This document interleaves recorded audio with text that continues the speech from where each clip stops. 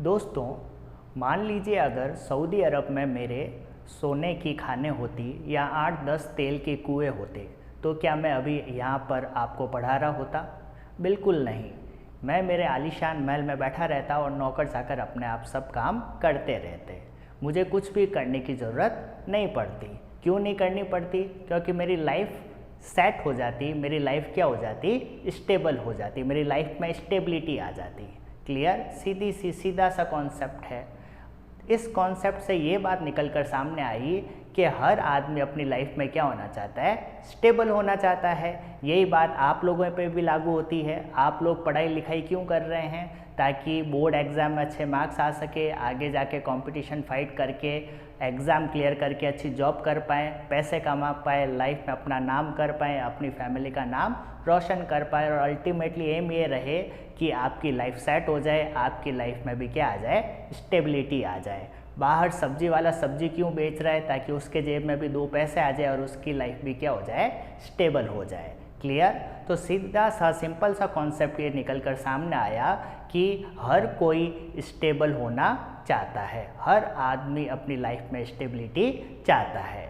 दोस्तों, ये स्टेबिलिटी का कॉन्सेप्ट एटम्स पर भी लागू होता है। जिस तरीके से हर आदमी अपनी लाइफ में स्टेबल होना चाहता है, ठीक उसी तरीके से एटम भी स्टेबल होना चाहते हैं। तो दोस्तों, आज के इस वीडियो लेक्चर में हम यही देखेंगे कि कोई भी एलिमेंट के एटम स्टेबल किस तरीके से होते हैं और अगर वो स्टेबल नहीं हैं तो वो क्या हथकंडे अपनाकर स्टेबल होना चाहते हैं। क्लियर? तो आज का वीडियो आप पूरा देखिए और एंड तक देखिए तो आपके सारे कॉन्सेप्ट क्लियर हो जाएंगे। चलिए दोस्तों, शुरू करते हैं। दोस्तों, स्टेबिलिटी ऑफ एलिमेंट या stability of atom of element समझने के लिए हमको कुछ बेसिक टर्म्स समझना ज़रूरी है। जैसे कि किसी एटम्स के शेल में इलेक्ट्रॉन किस तरीके से फिल किए जाते हैं, वैलेंस शेल क्या होता है, वैलेंस इलेक्ट्रॉन क्या होते हैं और वैलेंसी क्या होती है, और कोई भी एटम स्टेबल होने के लिए किस तरीके से बॉन्ड बना सकता है। तो ये सारी चीज़ें आज हम देखने वाले हैं। तो बहुत इंटरेस्टिंग वीडियो होने वाला है। पूरा वीडियो एंड तक ज़रूर देखिएगा। चलिए दोस्तों, शुरू करते हैं। देखिए, हम सभी को पता है अगर हम एक एटम की जनरल स्ट्रक्चर की बात करें तो बीच में क्या पाया जाता है? न्यूक्लियस पाया जाता है। न्यूक्लियस में प्रोटॉन और न्यूट्रॉन होते हैं। प्रोटॉन पे पॉजिटिव चार्ज होता है, न्यूट्रॉन पे कोई भी चार्ज नहीं होता है, क्योंकि न्यूट्रॉन क्या होता है? न्यूट्रल होता है। तो इस न्यूक्लियस में सिर्फ प्रोटॉन है, प्रोटॉन पे पॉजिटिव चार्ज है, न्यूट्रॉन तो न्यूट्रल होता है, न्यूट्रल का मतलब कोई भी चार्ज नहीं होता। तो इस न्यूक्लियस पर अल्टीमेटली चार्ज आएगा कौन सा? पॉजिटिव ही तो आएगा। क्यों आएगा? क्योंकि प्रोटॉन के कारण इस पर पॉजिटिव चार्ज ही आएगा, न्यूट्रॉन तो न्यूट्रल है। क्लियर? तो न्यूक्लियस को हमेशा किस तरीके से रिप्रेजेंट करते हैं? बीच में ये न्यूक्लियस हो गया और उसके अंदर प्लस साइन लिख देते हैं। इसका मतलब न्यूक्लियस में कौन सा चार्ज है? प्रोटॉन के कारण पॉजिटिव चार्ज है। क्लियर?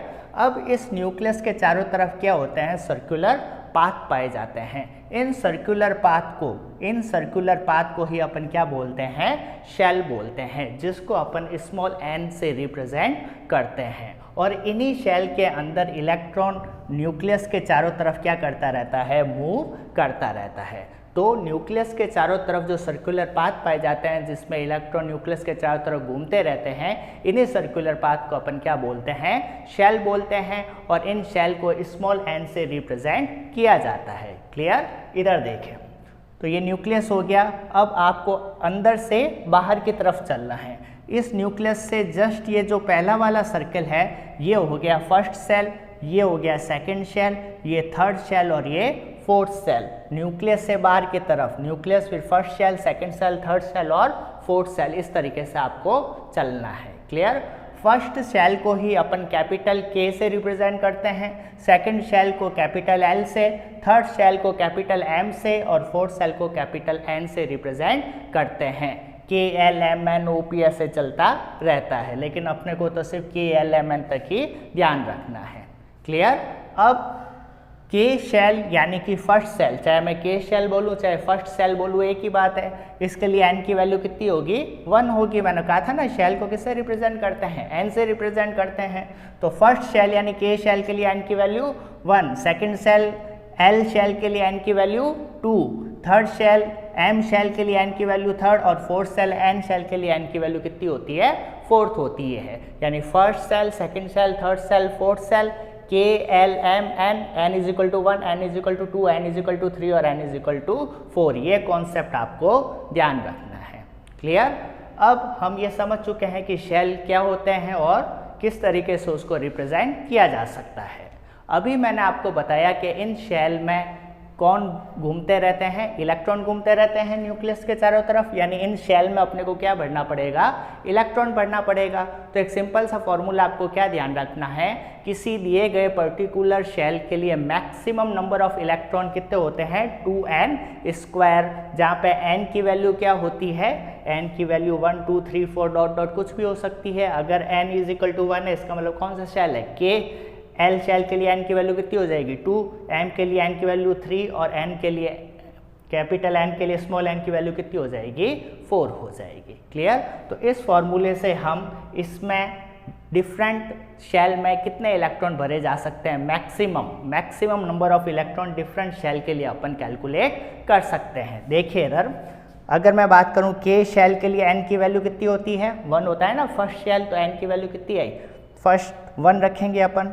तो अब इसके लिए 2n², यहाँ पे n की वैल्यू अपन कितनी रख देंगे, 1 रख देंगे। n की वैल्यू 1 होती है k के लिए, तो कितना आ जाएगा, 2 इलेक्ट्रॉन। ठीक इसी तरीके से सेकंड के लिए 8, थर्ड के लिए 18 और फोर्थ सेल के लिए 32 इलेक्ट्रॉन आ जाएंगे। तो आपको तो सिंपल से 2 8 18 32, 2 इलेक्ट्रॉन, 8 18 और 32 इलेक्ट्रॉन ये भरे जा सकते हैं मैक्सिमम। किसमें, फर्स्ट सेल में मैक्सिमम 2 भरे जा सकते हैं, सेकंड सेल में मैक्सिमम 8 इलेक्ट्रॉन भरे जा सकते हैं, थर्ड में मैक्सिमम 18 और फोर्थ सेल में मैक्सिमम 32 इलेक्ट्रॉन भरे जा सकते हैं। इनसे कम भरे जा सकते हैं लेकिन इससे ज़्यादा नहीं। कहने का मतलब सेकंड सेल में 8 इलेक्ट्रॉन या 8 से कम इलेक्ट्रॉन भरे जा सकते हैं लेकिन 8 से ज़्यादा इलेक्ट्रॉन नहीं भरे जा सकते। मैक्सिमम इलेक्ट्रॉन का मतलब क्या होता है, यही तो होता है कि इससे ज़्यादा इलेक्ट्रॉन भरे नहीं जा सकते। दोस्तों, अब ये जो चीज़ें अभी अपन ने समझी है, ये सारी चीज़ें अब अपन एग्जाम्पल के थ्रू समझते हैं। देखिए,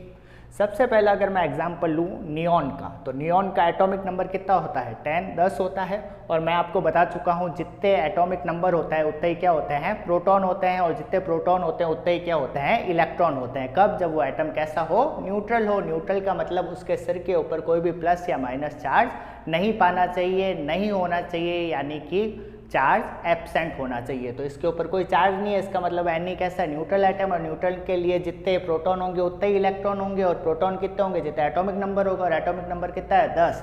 तो कुल मिलाकर नियॉन के पास टोटल नंबर ऑफ इलेक्ट्रॉन कितने आ गए, 10 आ गए। यानी कि इस नियॉन में अपने को कितने इलेक्ट्रॉन भरने हैं, 10 इलेक्ट्रॉन भरने हैं। अब इधर देखें, ये नियॉन, ये न्यूक्लियस बना दिया।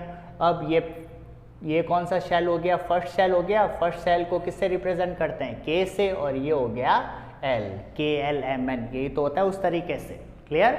अब अपने को कितने इलेक्ट्रॉन भरना है, 10 इलेक्ट्रॉन भरना है। भरना अपन n इज इक्वल टू 1 से शुरू करेंगे। पहले n इज इक्वल टू 1 को पूरा भरेंगे, जब पूरा भर जाए तब n इज इक्वल टू 2 पे जाएंगे। कहने का मतलब K शेल को सबसे पहले पूरा भरेंगे, जब K शेल पूरा भर जाए, कंप्लीटली फिल्ड हो जाए, फिर अपन किस पे जाएंगे, L पर। L भी अगर कंप्लीटली फिल हो जाए तो तीसरे शेल यानी M पर जाएंगे।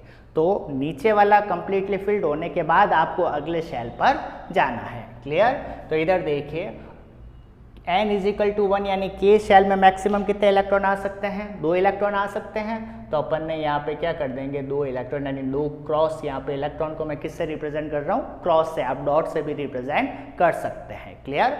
अब इधर देखिए, तो अब 10 में से अपन ने 2 इलेक्ट्रॉन तो भर दिए, लेकिन अभी भी अपने को कितने इलेक्ट्रॉन भरना है, 10 में से 2 के पीछे 8 इलेक्ट्रॉन रहे, अभी 8 इलेक्ट्रॉन भरना बाकी है। लेकिन अब ये 8 इलेक्ट्रॉन इसमें तो आ नहीं पाएंगे, K में आ ही नहीं सकते, क्योंकि K में मैक्सिमम कितने इलेक्ट्रॉन आ सकते हैं, 2 इलेक्ट्रॉन, जो कि अपन ने भर दिए हैं। तो अब इसमें नहीं भरे जा सकते, तो अब अपन किस पे जाएंगे, अगले शेल यानी L शेल पे जाएंगे, यानी n इज इक्वल टू 2 पर जाएंगे। अब n इज इक्वल टू 2 में मैक्सिमम कितने इलेक्ट्रॉन भर सकते हैं, 8 इलेक्ट्रॉन भर सकते हैं। भर तो 8 सकते हैं, और अपने को भरने भी कितने हैं, 8 ही भरने हैं, क्योंकि 10 में से 2 तो इसमें भर गए, पीछे कितने बचे, 8। और 8 इलेक्ट्रॉन L सेल में आसानी से भरे जा सकते हैं। तो बाकी के 8 रिमेनिंग 8 इलेक्ट्रॉन अपन किस में भर देंगे, इस L शेल में भर देंगे। 1 2 3 4, 5, 6, 7 और 8। इस तरीके से अपन इसमें इलेक्ट्रॉन बढ़ सकते हैं। क्लियर?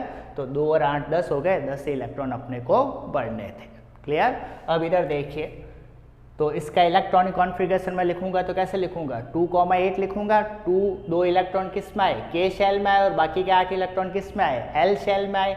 के शेल के लिए एन की वैल्यू कितनी हुई, 1, और एल के लिए एन की वैल्यू कितनी हुई, 2। तो इस तरीके से किसी भी एलिमेंट का इलेक्ट्रॉनिक कॉन्फ़िगरेशन लिख सकते हैं। इलेक्ट्रॉनिक कॉन्फ़िगरेशन का मतलब फिलिंग ऑफ इलेक्ट्रॉन। क्लियर? अब इधर देखिए, अब मुझे ये बताइए इस नियॉन का सबसे आउटर मोस्ट शेल कौन सा, आउटर मोस्ट यानी सबसे बाहर वाला, सबसे बाहर वाला शेल कौन सा हुआ, एल शेल ही तो हुआ, यानी कि n = 2 ही तो हुआ, यानी सेकंड शेल ही तो हुआ। तो किसी एलिमेंट में जब आप इलेक्ट्रॉन भरते हो तो उसको इलेक्ट्रॉन भरते समय लास्ट शेल जो होता है, आउटर मोस्ट शेल जो होता है, वही आउटर मोस्ट शेल क्या कहलाता है, वैलेंस शेल कहलाता है। तो इसके लिए वैलेंस शेल कौन सा हुआ, एल हुआ ना। तो कौन सा शेल हुआ, एल शेल, या मैं बोल सकता हूँ सेकेंड शेल, या मैं बोल सकता हूँ n = 2। क्या ये बात समझ में आई कि नहीं आई? तो सबसे आउटर मोस्ट शेल क्या कहलाता है, वैलेंस शेल कहलाता है। और उस वैलेंस शेल में जितने इलेक्ट्रॉन प्रेजेंट होते हैं, total number of electron present in valence shell, या मैं बोलूँ total number of electron present in outermost shell, को ही हम क्या बोलते हैं, वैलेंस इलेक्ट्रॉन। नाम से ही पता चल रहा है। तो देखिए वैलेंस शेल ये था, एल था, इसमें टोटल कितने इलेक्ट्रॉन हैं, 1, 2, 3, 4, 5, 6, 7, 8। लास्ट में कितने इलेक्ट्रॉन, एल में कितने इलेक्ट्रॉन है, 8 इलेक्ट्रॉन है ना। तो ये 8 इलेक्ट्रॉन इसके क्या कहलाएंगे, वैलेंस इलेक्ट्रॉन कहलाएंगे। क्लियर? तो आप इलेक्ट्रॉन भर दीजिए, और इलेक्ट्रॉन भरने के बाद देख लीजिए आउटर मोस्ट शेल कौन सा है, उसी को वैलेंस शेल बोलेंगे। और वैलेंस शेल में जो इलेक्ट्रॉन पाए जाते हैं उसी को अपन वैलेंस इलेक्ट्रॉन कहते हैं। क्लियर? अब इधर देखिए अगला एग्जाम्पल देखिए, सोडियम का एटॉमिक नंबर कितना होता है, 11, यानी इलेक्ट्रॉन कितने बढ़ना है आपको, 11 बढ़ना है। तो सबसे पहले नीचे से अंदर से बाहर की ओर तरफ अपने को बढ़ना शुरू करना है। पहला फर्स्ट सेल भरेंगे, वो कंप्लीटली बढ़ जाए, फिर सेकंड वो कंप्लीटली बढ़ जाए, तो थर्ड, नीचे वाला अंदर वाला कंप्लीटली बढ़ने के बाद ही अगले सेल पे जाना है। ये बात आप विशेष ध्यान रखिएगा। तो सबसे पहले फर्स्ट सेल में मैक्सिमम कितने इलेक्ट्रॉन आ सकते हैं, 2 इलेक्ट्रॉन, ये 2 इलेक्ट्रॉन भर दिए। अब अभी भी अपने को इलेक्ट्रॉन भरना है। सेकंड सेल में मैक्सिमम कितने भर सकते हैं, 8 इलेक्ट्रॉन, तो ये सेकंड में भर दिए 1, 2, 3, 4, 5, 6, 7 और 8।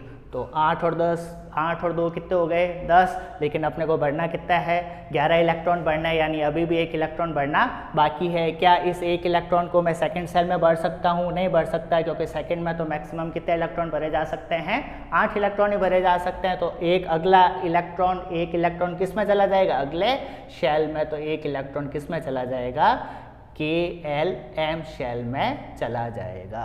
क्या ये बात समझ में आई कि नहीं आई? तो फर्स्ट शेल में कितने इलेक्ट्रॉन हुए, के शेल में कितने इलेक्ट्रॉन हुए, 2 इलेक्ट्रॉन। सेकंड में कितने हो गए, 8 इलेक्ट्रॉन। और तीसरे शेल में कितने इलेक्ट्रॉन हो गए, 1 इलेक्ट्रॉन। टोटल कर लो 11 ही आएगा। क्लियर? तो के शेल में कितने हुए, 2 इलेक्ट्रॉन, एल में 8 और एम में कितना हुआ, 1 इलेक्ट्रॉन। अब आउटर मोस्ट शेल कौन सा है, सबसे बाहर वाला शेल कौन सा है, एम शेल ही तो हुआ। तो एम शेल इसका क्या कहलाएगा, वैलेंस शेल कहलाएगा। और इसमें टोटल इलेक्ट्रॉन कितने हैं भाई, 1 ही है। तो इसका वैलेंस इलेक्ट्रॉन कितना हो गया, 1 हो गया। क्या ये बात समझ में आई कि नहीं आई? क्लियर? अब अगला देखिए, क्लोरीन कितने इलेक्ट्रॉन बढ़ना है, 17, 17 क्यों बढ़ना है, क्योंकि इसका एटॉमिक नंबर कितना होता है, 17। जितने प्रोटॉन उतने ही इलेक्ट्रॉन, प्रोटॉन 17 है तो इलेक्ट्रॉन भी कितना होंगे, 17। तो कितने इलेक्ट्रॉन बढ़ना है अपने को, 17 बढ़ना है। तो किस तरीके से भरेंगे, फर्स्ट में कितने चले जाएंगे, 2। सेकेंड सेल में कितने चले जाएंगे, 8, 1, 2, 3, 4, 5, 6, 7, 8। 8 और 2 कितने हो गए, 10। 17 - 10 यानी 7 अभी और बढ़ना है। वो सेकंड में तो बढ़ नहीं सकते, अगले सेल में चले जाएंगे, यानी तीसरे सेल में अपने को कितने इलेक्ट्रॉन भरने पड़ेंगे, 7 इलेक्ट्रॉन। 7 इलेक्ट्रॉन अपने को तीसरे सेल में भरने पड़ेंगे। 1, 2, 3, 4, 5, 6 और 7। ये हो गया इलेक्ट्रॉनिक कॉन्फ़िगरेशन किसका, क्लोरीन का। अब आउटर मोस्ट शेल कौन सा हुआ, ये तो हो गया K, ये L और ये हो गया M। तो आउटर मोस्ट शेल कौन सा हुआ, वैलेंस शेल कौन सा हुआ, M शेल। और इसमें टोटल इलेक्ट्रॉन कितने हैं, 1, 2, 3, 4, 5, 6, 7। तो वैलेंस शेल में इलेक्ट्रॉन कितने हो गए 7, तो वैलेंस इलेक्ट्रॉन कितने हो गए 7 हो गए, क्योंकि वैलेंस सेल में जो इलेक्ट्रॉन पाए जाते हैं उन्हीं को अपन क्या बोलते हैं वैलेंस इलेक्ट्रॉन। तो इस तरीके से हम किसी भी एलिमेंट का इलेक्ट्रॉनिक कॉन्फ़िगरेशन लिख सकते हैं और लिखकर उसमें वैलेंस शेल कौन सा है और उसमें कितने वैलेंस इलेक्ट्रॉन हैं ये हम पता लगा सकते हैं।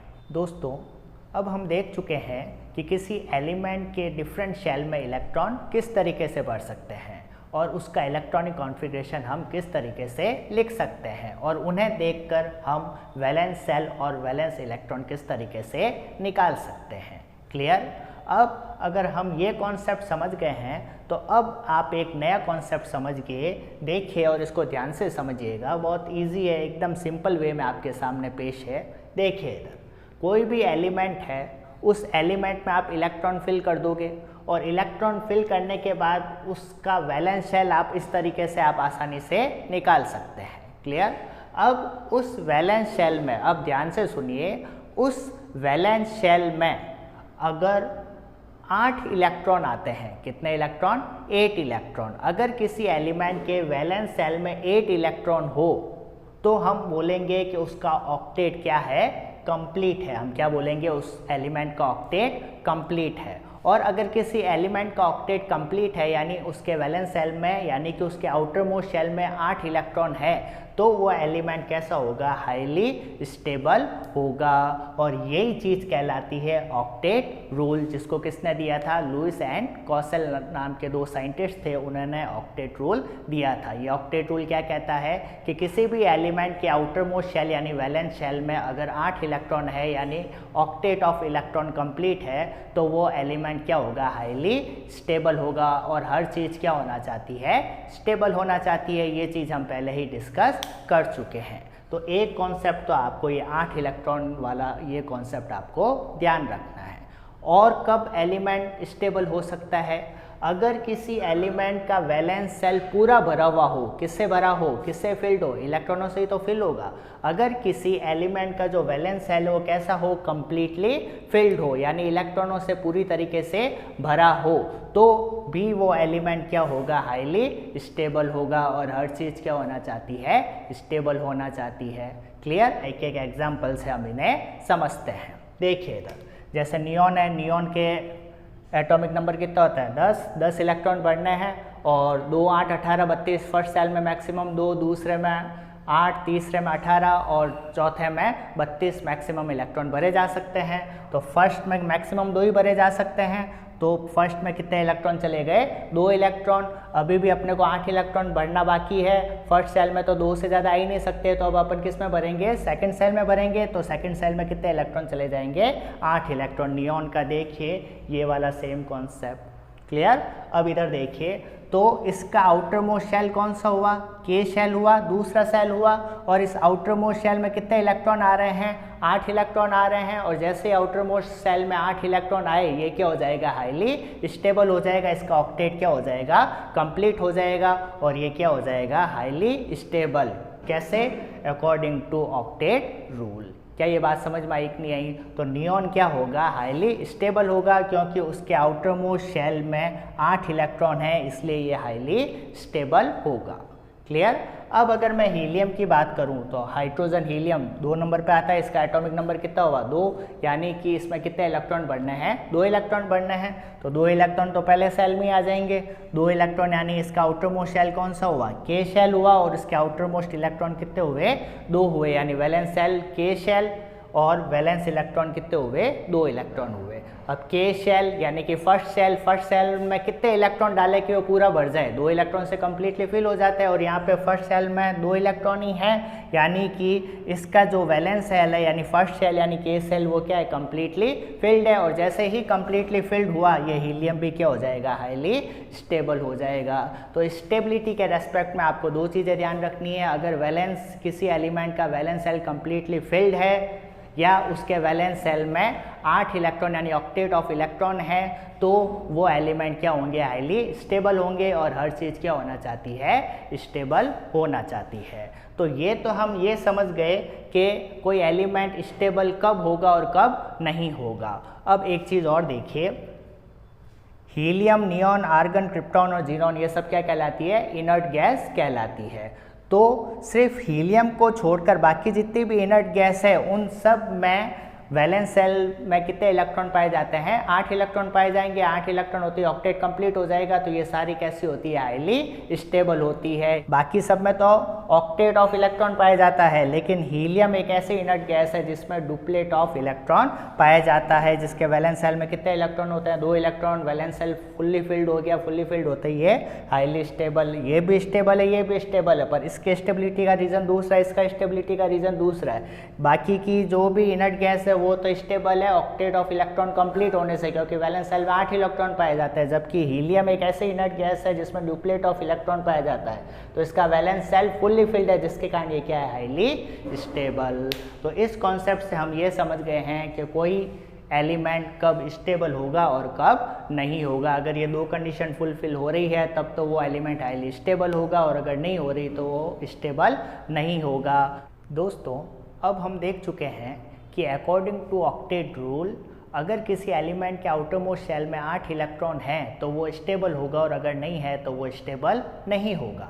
अब सवाल उठता है कि अगर किसी एलिमेंट के आउटर मोस्ट शेल में 8 इलेक्ट्रॉन नहीं है, यानी कि वो अनस्टेबल है, तो वो एलिमेंट या वो एटम ऑफ एलिमेंट स्टेबल होने के लिए क्या करेगा? किस तरीके से वो अपने आउटर मोस्ट शेल में 8 इलेक्ट्रॉन कंप्लीट करेगा ताकि वो स्टेबल हो जाए? क्यों? क्योंकि हर चीज़ क्या होना चाहती है? स्टेबल होना चाहती है।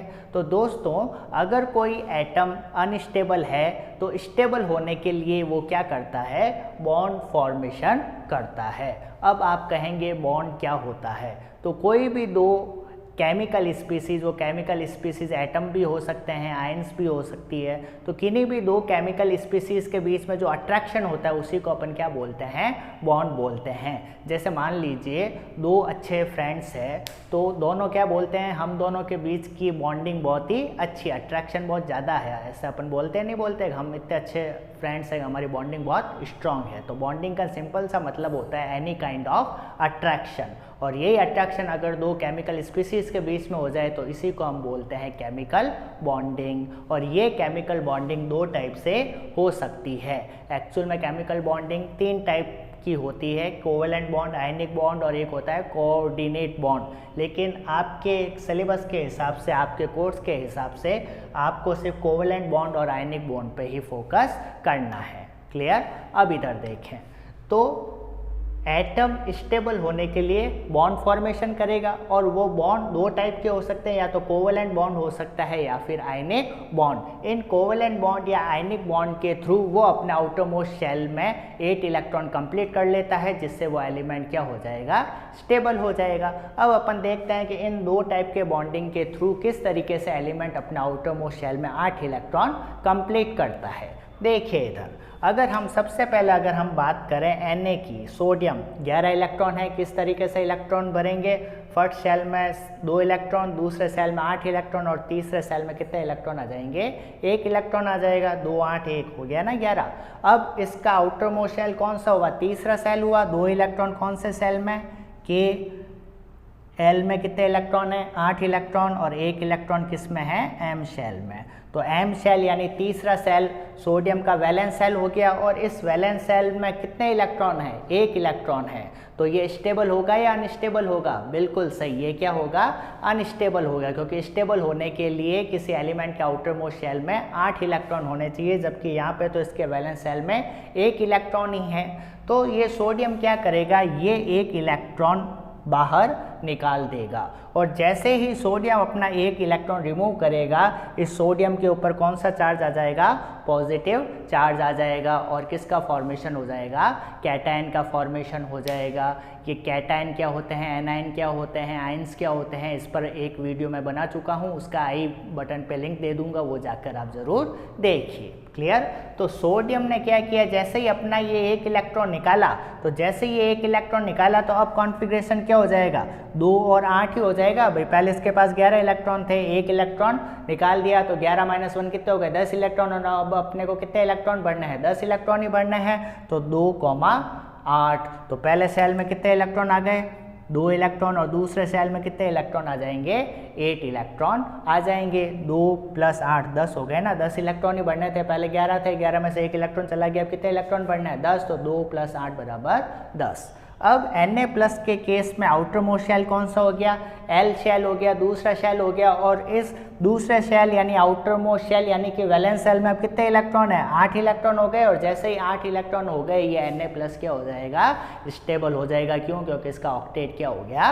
कंप्लीट हो गया। तो इस तरीके से Na तो स्टेबल नहीं था क्योंकि इसके वैलेंस शेल में 1 इलेक्ट्रॉन था, लेकिन जैसे ही 1 इलेक्ट्रॉन निकालता है Na+ में कन्वर्ट हो जाएगा, और अब इसके वैलेंस शेल में कितने इलेक्ट्रॉन हो जाएंगे? 8 इलेक्ट्रॉन हो जाएंगे, और जैसे इसका वैलेंस शेल में 8 इलेक्ट्रॉन हुए, इसका ऑक्टेट कंप्लीट हुआ, ये क्या हो जाएगा? Highly stable. और हर चीज़ क्या होना चाहती है?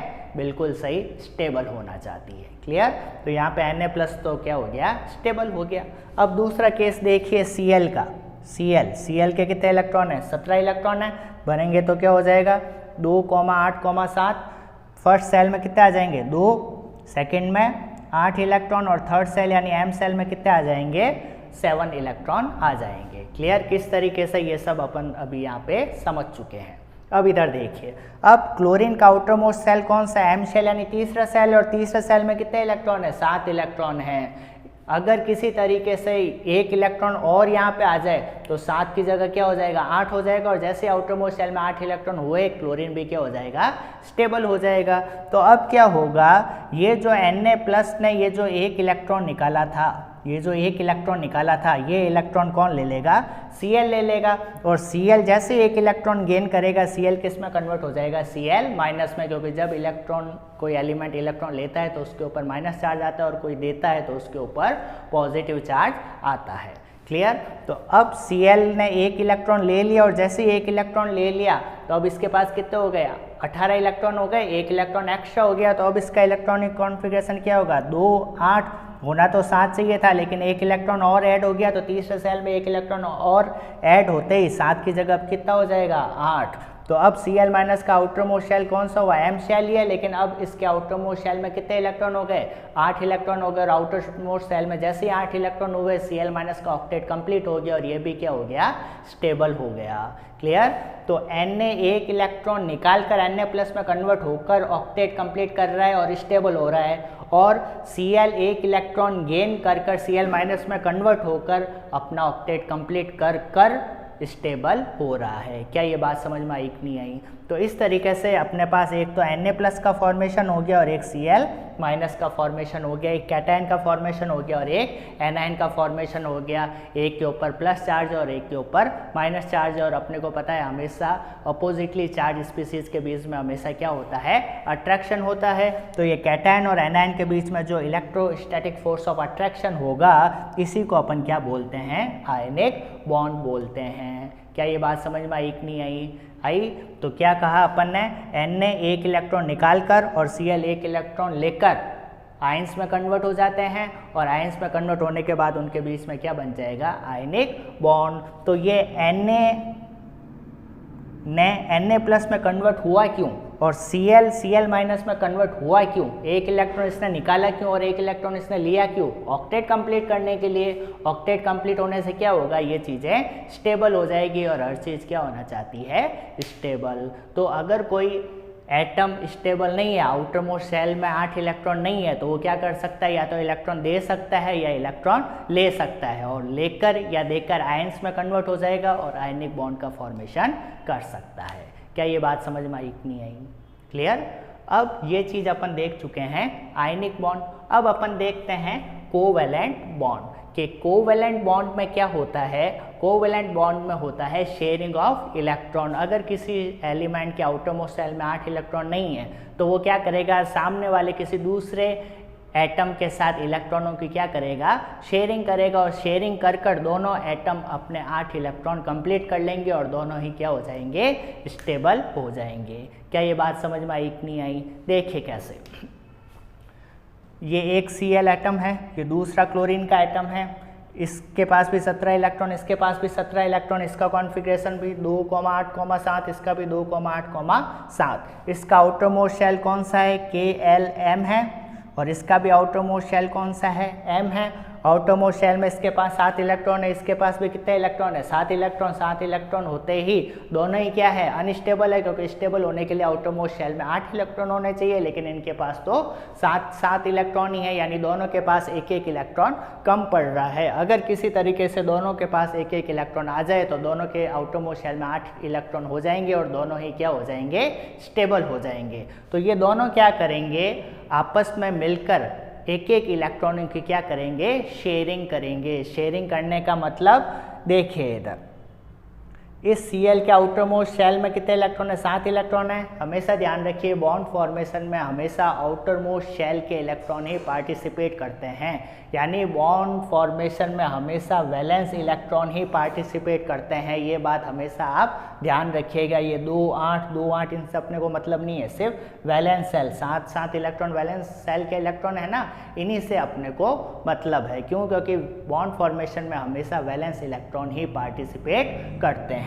तो देखिए इस Cl के वैलेंस सेल में कितने इलेक्ट्रॉन है, 7, तो ये वैलेंस इलेक्ट्रॉन हो गए 2 2 4 5 6 और 1 7। इसके पास भी कितने इलेक्ट्रॉन है, 7, 2 2 4 5 6 और 1 7। ये भी एक इलेक्ट्रॉन चाहता है, ये भी एक इलेक्ट्रॉन चाहता है, जबकि दोनों के पास एक एक इलेक्ट्रॉन की कमी है। तो अब ये दोनों क्या करेंगे, एक एक इलेक्ट्रॉनों की शेयरिंग करेंगे। शेयरिंग का मतलब ये भी अपना एक इलेक्ट्रॉन देगा, ये भी अपना एक इलेक्ट्रॉन देगा, और इन दोनों इलेक्ट्रॉनों पर इसका भी हक होगा और इसका भी बराबर का हक होगा। क्या कहा मैंने, इस Cl ने एक इलेक्ट्रॉन बीच में रखा, इस Cl ने भी अपना एक इलेक्ट्रॉन बीच में रखा। अब इन दोनों इलेक्ट्रॉनों पर इस Cl का भी हक है और इस Cl का भी हक है, यानी बीच में जो शेड इलेक्ट्रॉन है, ये दो जो इलेक्ट्रॉन है इनको शेड इलेक्ट्रॉन बोलते हैं। इन शेड इलेक्ट्रॉन पर दोनों क्लोरीन एटम का बराबर का हक होगा। इसी को तो क्या बोलते हैं, शेयरिंग ऑफ इलेक्ट्रॉन। शेयरिंग करना इसी को बोलते हैं। जैसे मैंने अपना एक पेन दिया, आपने अपना एक पेन दिया, इन दोनों पेन पर मेरा भी हक, आपका भी हक, इसी को अपन क्या बोलते हैं, शेयरिंग बोलते हैं। तो इन दोनों इलेक्ट्रॉन पर अब इस Cl का भी हक है और इस Cl का भी हक है। तो अब देखिए इस Cl के हिस्से में कितने इलेक्ट्रॉन आए, 2 2 4 2 6 और 2 8, क्योंकि दोनों इलेक्ट्रॉन पर इसका भी हक है। तो जैसे ही इस Cl के पास 8 इलेक्ट्रॉन हुए, इसका ऑक्टेट क्या हो गया, कंप्लीट हो गया, और ये क्या हो गया, स्टेबल हो गया। अब दूसरे क्लोरीन की बात करते हैं, 2 2 4 2 6 और 2 8, इसके हिस्से में भी कितने इलेक्ट्रॉन आ गए, 8 इलेक्ट्रॉन आ गए, और जैसे ही 8 इलेक्ट्रॉन हुए तो ये भी क्या हो जाएगा, स्टेबल हो जाएगा। तो दोनों ने क्या किया, एक एक इलेक्ट्रॉन की क्या करी, शेयरिंग करी, और ऐसे ही एक एक इलेक्ट्रॉन की जो शेयरिंग से जो बॉन्ड बना उसको अपन सिंगल बॉन्ड से रिप्रेजेंट कर देते हैं। ये जो ऐसे डंडे आप बनाते हो, बॉन्ड बनाते हो, यही क्या कहलाते हैं, कोवेलेंट बॉन्ड। अगर एक एक इलेक्ट्रॉन की शेयरिंग से बॉन्ड बना है, इसने भी एक दिया, इसने भी एक इलेक्ट्रॉन दिया, तो सिंगल बॉन्ड बनता है।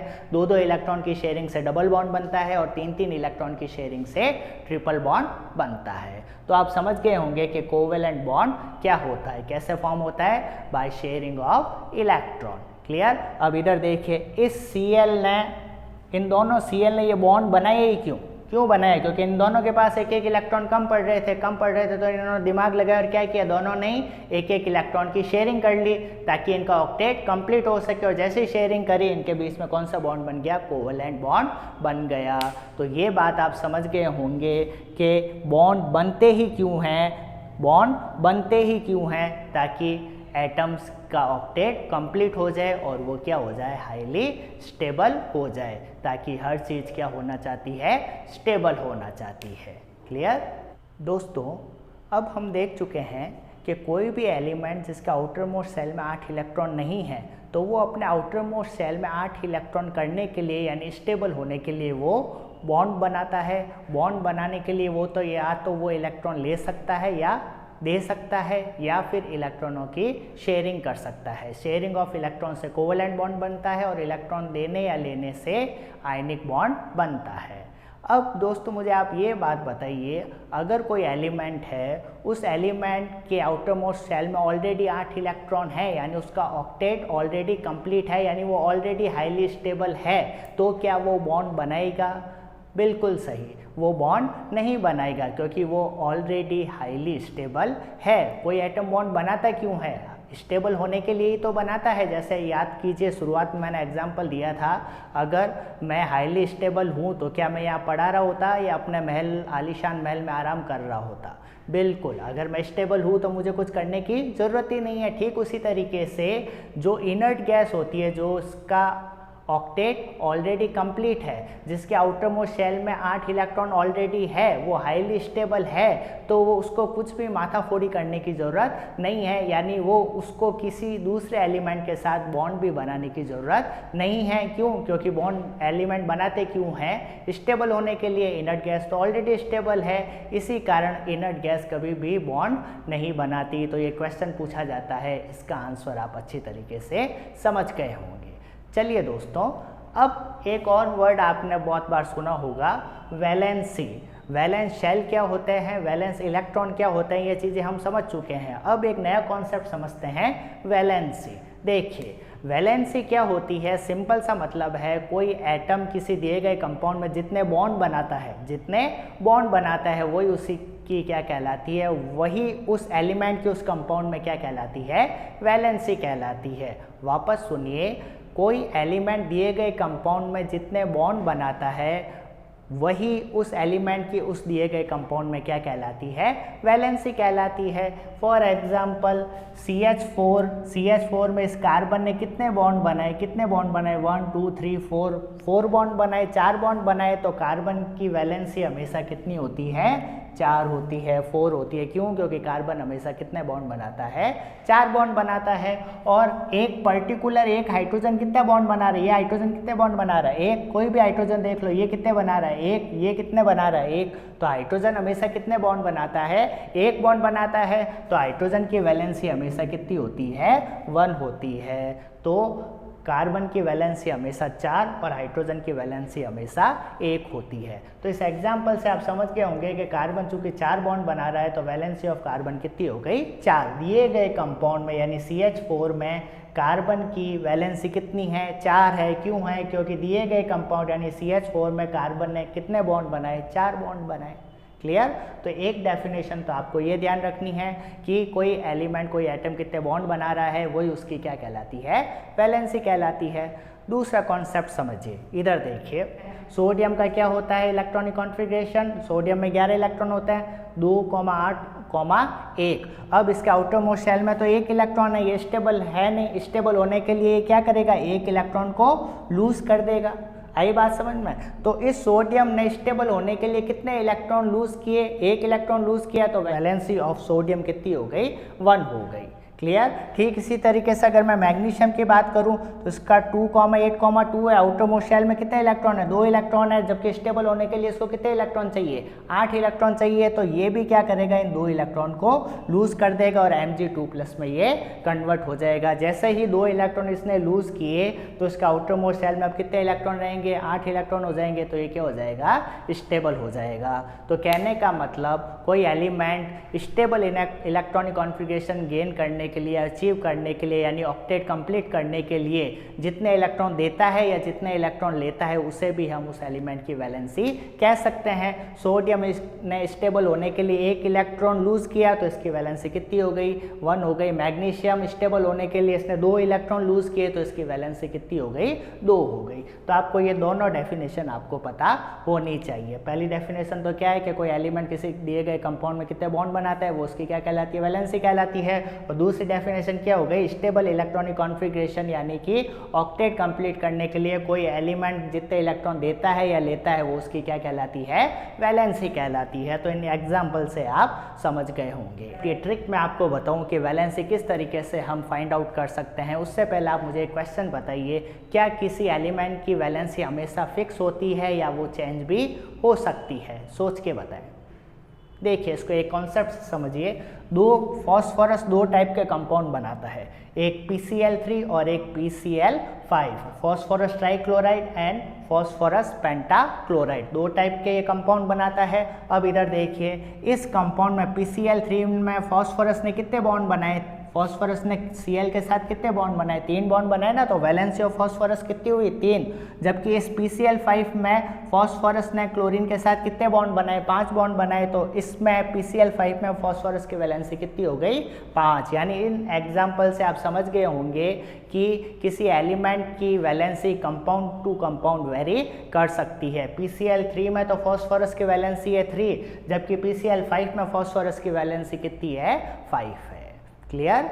अब देखिए, अब आपको एक मैं सिंपल सी ट्रिक बता रहा हूँ जिससे आप किसी भी एलिमेंट की वैलेंसी फाइंड आउट कर सकते हैं। देखिए इधर, देखिए अगर किसी एलिमेंट में वैलेंस इलेक्ट्रॉन 4 या 4 से कम हो, valence electron less than equal to 4, less than equal to 4 का मतलब 4 या 4 से कम, 4 या 4 से कम का मतलब क्या हो, या तो 1 हो या 2 हो या 3 हो या 4 हो, तो उस केस में जितने वैलेंस इलेक्ट्रॉन होंगे उतनी ही उस एलिमेंट की क्या होगी, वैलेंसी होगी। अगर वैलेंस इलेक्ट्रॉन 1 या 2 या 3 या 4 हो तब जितने वैलेंस इलेक्ट्रॉन है उतनी ही क्या होगी, वैलेंसी होगी। और अगर वैलेंस इलेक्ट्रॉन 4 से ज़्यादा हो जाए, वैलेंस इलेक्ट्रॉन ग्रेटर देन 4 का मतलब 4 से ज़्यादा, 5, 6, 7, 8 इस तरीके से आ जाए, तो इस केस में आपको क्या ध्यान रखना है, valency is equal to 8 minus valence electron. 8 में से वैलेंस इलेक्ट्रॉन को आप माइनस कर देंगे तो अपने पास क्या आ जाएगी, वैलेंसी आ जाएगी। क्लियर। अब देखिए इसको एग्जाम्पल से समझते हैं। इधर देखिए beryllium, boron, carbon, nitrogen, oxygen, fluorine, neon, इन सब के एटॉमिक नंबर आपको पता है। इधर देखिए अगर इन सब का मैं इलेक्ट्रॉनिक कॉन्फ़िगरेशन लिखूं तो क्या हो जाएगा, 2,2, 2,3, 2,4, 2,5, 2,6, 2,7, 2,8। और ये किस तरीके से लिखते हैं, ये अब आपको इलेक्ट्रॉनिक कॉन्फ़िगरेशन निकालना आता है, इलेक्ट्रॉन की फिलिंग डिफरेंट शेल में करनी आती है। अब इधर देखिए, अब अगर मैं वैलेंस, इन सब में वैलेंस इलेक्ट्रॉन की बात करूं तो अपने को पता है 4 या 4 से कम हो तो जितने वैलेंस इलेक्ट्रॉन होंगे उतनी क्या होगी, वैलेंसी होगी। इस बेरिलियम में वैलेंस इलेक्ट्रॉन कितने हैं, 2 है। 4 से कम है तो वैलेंसी भी कितनी होगी, जितने वैलेंस इलेक्ट्रॉन है, वैलेंस इलेक्ट्रॉन 2 है तो वैलेंसी भी कितनी होगी, 2 होगी। अगर बोरॉन की बात करूं तो वैलेंस इलेक्ट्रॉन 3 है तो वैलेंसी भी कितनी होगी, 3 होगी। कार्बन में अब अगर वैलेंस इलेक्ट्रॉन 4 है तो वैलेंसी भी कितनी होगी, 4। क्यों, क्योंकि ये क्या कह रहा है कि अगर 4 या 4 से कम वैलेंस इलेक्ट्रॉन है तो जितने वैलेंस इलेक्ट्रॉन होंगे उतनी ही क्या होगी, वैलेंसी। तो यहाँ तक तो कार्बन तक तो जितने वैलेंस इलेक्ट्रॉन होंगे उतनी ही क्या होगी, वैलेंसी होगी। लेकिन जैसे ही मैं नाइट्रोजन पे आता हूँ तो इसका 2,5 हो गया, वैलेंस इलेक्ट्रॉन इसमें कितने हैं, 5 है। 5 यानी 4 से ज़्यादा हो गए, तो अब मुझे कौन सा कॉन्सेप्ट यूज़ करना पड़ेगा, ये वाला, जिसमें अपने को क्या करना है, 8 माइनस वैलेंस इलेक्ट्रॉन करने हैं। तो क्या करेंगे, 8 माइनस 5, वैलेंस इलेक्ट्रॉन 5 है, 8 में से 5 माइनस करेंगे तो कितना आ जाएगा, 3 आ जाएगा। तो नाइट्रोजन की वैलेंसी कितनी आ गई, 3 आ गई। क्लियर। तो नाइट्रोजन की वैलेंसी 3 आ गई तो नाइट्रोजन कितने बॉन्ड बनाएगा, वैलेंसी का मतलब क्या हुआ, जितने बॉन्ड बनाता है। तो नाइट्रोजन की वैलेंसी 3 है तो ये नाइट्रोजन बॉन्ड भी कितने बनाएगा, 3 बनाएगा। और अपने को पता है कि नाइट्रोजन, ये अमोनिया है ना, देखिए कितने बॉन्ड बनाए नाइट्रोजन ने, 3 बॉन्ड बनाए। कार्बन की वैलेंसी 4 आई तो कार्बन ने कितने बॉन्ड बनाए, 4। बोरॉन की वैलेंसी कितनी है, 3, तो बोरॉन ने कितने बॉन्ड बनाए, 3 बॉन्ड बनाए। क्लियर। तो वैलेंसी का मतलब कोई कितने बॉन्ड बनाता है। ठीक है। अब आगे देखिए, अगर मैं बात करूं ऑक्सीजन की तो वैलेंस इलेक्ट्रॉन इसके कितने हो गए, 6। वैलेंस इलेक्ट्रॉन 4 से ज़्यादा है तो 8 माइनस 6 करेंगे तो कितनी आ गई, वैलेंसी 2 आ गई। अगर वैलेंसी 2 आ गई तो ऑक्सीजन बॉन्ड भी कितने बनाएगा, 2 बनाएगा। तो H2O में देख लो ऑक्सीजन ने कितने बॉन्ड बनाए, 2 बॉन्ड बनाए। फ्लोरीन वैलेंस इलेक्ट्रॉन कितने हैं, 7 है। 7 है यानी 4 से ज़्यादा है, और 4 से ज़्यादा आते ही 8 माइनस 7 इज इक्वल टू 1। तो फ्लोरीन कितने बॉन्ड बनाता है, 1 बॉन्ड बनाता है। और नियॉन के केस में वैलेंस इलेक्ट्रॉन कितने हैं, 8 है। तो वैलेंस इलेक्ट्रॉन 4 से ज़्यादा है, और 4 से ज़्यादा हो तो 8 माइनस वैलेंस इलेक्ट्रॉन। नियॉन के केस में वैलेंस इलेक्ट्रॉन 8 ही है तो 8 माइनस 8 इज इक्वल टू कितना आ जाएगा, 0। यानी इसकी वैलेंसी कितनी हो गई, 0। अगर नियॉन की वैलेंसी 0 हो गई तो नियॉन कितने बॉन्ड बनाएगा, 0। क्योंकि वैलेंसी का मतलब ही क्या होता है कि कोई एलिमेंट कितने बॉन्ड बनाता है। क्लियर। और नियॉन की वैलेंसी 0 क्यों हुई, क्या ये आप बता सकते हैं, बिल्कुल बता सकते हैं। नियॉन क्या इनर्ट गैस है, और इस इनर्ट गैस के आउटर मोस्ट शेल में 8 इलेक्ट्रॉन है, ऑक्टेट ऑलरेडी कंप्लीट है, ऑलरेडी स्टेबल है, तो इसको कुछ भी करने की ज़रूरत नहीं है। ये आराम से मस्ती से बैठा रहेगा, किसी टाइप की कोई भी बॉन्डिंग नहीं करेगा। क्योंकि बॉन्डिंग होती क्यों है, एलिमेंट बॉन्डिंग बनाता क्यों है, स्टेबल होने के लिए। ये तो ऑलरेडी स्टेबल है।